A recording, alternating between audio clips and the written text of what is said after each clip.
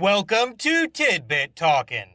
This is a series that consists of spewing out assorted thoughts which arose from somebody who thinks too much, taking in, and generally loving various entertainment media by the boatload. These tidbits may be little theories, observations, or simply jokes. Please bear in mind that all these ideas come from the perspective of somebody who's experienced every main story bit connected with whatever is currently being gone over. So spoilers will be here. However, other works set in a shared continuity will typically solely be referenced in a way that only makes sense to anybody who's also fully experienced those ones up until their same time occurring points. Sort of a coded nod kind of deal. Now, with all of that out of the way, here we go.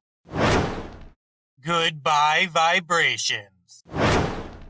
The breach collapsing football deal's official place seems like it's right beside Atom Smasher's helmet. Starchive stuff might be sorted by multiversal relevance. On that note, in the post-crisis universe, those things must have been used to collapse the strange phenomenon that pulled people in from the pre-crisis world. It seems as if both Rainbow Raiders could alter any emotion, but simply choose to only mess with one each, so predicting their prey's behavior remains a relatively easy task. Hydrogen-fueled airships still being legally manufactured on Earth Prime must have something to do with a JSA member or what have you stopping the Hindenburg disaster, which might have involved supervillainy in this universe. Dawn put poker face on Barry's Facebook profile to mock him over the fact that he won't recognize his greatest nemesis being around him practically non-stop once comas cease and whatnot.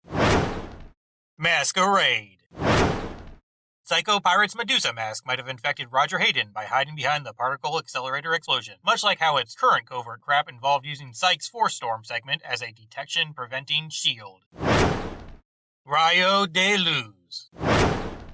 Kramer may have chosen that bar where Killer Frost got arrested as a meeting spot because she wished to use some sort of subtle psychological tricks on Joe that involved constant her being right message sending. It was where what she considered her greatest Central City located achievement took place, after all.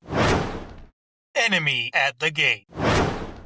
Chester should have been able to see through Barry's lie about being incapable of whooshing his own blood, because if contaminants inside that vial couldn't survive until it got tested, there'd be nothing needing checking in the first place, since running would simply render him stuff-free, no matter what. August Hart seems to be suffering from delusions of grandeur, a condition which has become much more overblown than it can be in real life, because superpowers and the other fantastic things it typically involves actually exist within this universe. Anyway, because of this particular delusion the Prime is dominated by, he's not so good at predicting folks, since believing himself to be unbeatable has made planning seem all pointless and whatever. This trait, of course, gets passed on to all his clones, hence their barrier invading plan consisting of no more than persistent pounding for quite a while. Frost and Chillblaine must have stopped using their powers midway through this fight because the former kinda made comments about doing damage to Star Labs and accidentally activating some Babel protocol stuff that could harm them even more than those freaky fast fake foes. She really did this to help make sure the inevitable double cross would involve a bit less spine-aimed chilliness lassie. P.O.W.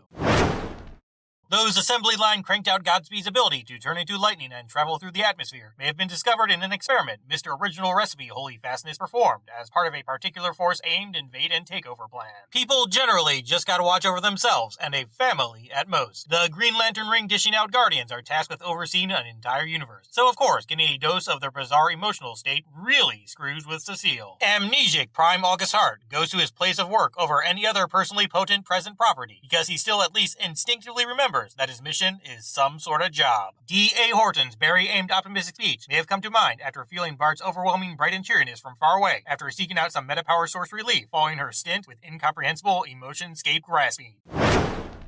Heart of the Matter, Part 1.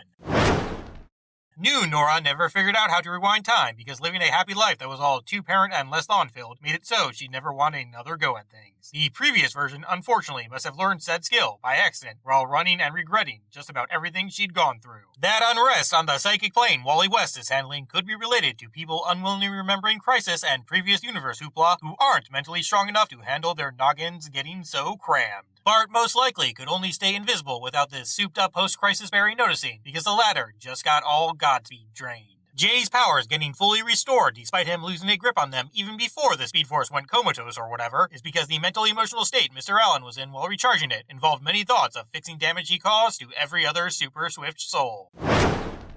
Heart of the Matter, Part 2. August Hart's self-concerned fantastic false beliefs, getting best exemplified by him being a superpowered king, must be caused by him watching Futurama and thoroughly enjoying it. Mr. Magnificent mental monarchy maintaining man, believing he created velocity, must be because nobody beyond Team Flash ever talked about Zoom's origins, and the aforementioned group also didn't want to tarnish poor mentally ill Eliza's image following her death. Kramer's not very good with her powers at first because of all that meta-loathing. Miss Screw Anybody with abnormal skills developed crazy copy capabilities because the extreme situation she instinctively and spontaneously adapted to involved wishing someone else was granted such amazing abilities. Also, in addition to a lack of control, she also seems to not be so good with stamina, hence her passing out shortly after whisking Joe away using white lightning-covered speediness. Dawn's supernatural electricity stab might also involve draining force energy away with its negative version's properties, on top of the typical blood vessel puncturing action. Kristen may have been mimicking some faulty split personality residue from Caitlin and Frost in many early encounters, leading to several instances of flippant behavior. Unsorted General Season Thoughts. Psycho Pirate attacking Green Arrow Barry during Elseworlds is probably because the dude's other reality version recollection concerning abilities made him know said fellow is really all flashy, and he want to experience an ego boost from knowing what it feels like when you stop somebody with such awesome power. Back in Season 2, the Speed Force might have chucked Barry onto Earth-38, where he'd meet a Iris Fion's confession hastening inspiration generating Cara Danvers, because it wanted him to hurry up and make these kooky kids. Endings are a pain, but all of you are fantastic. See ya.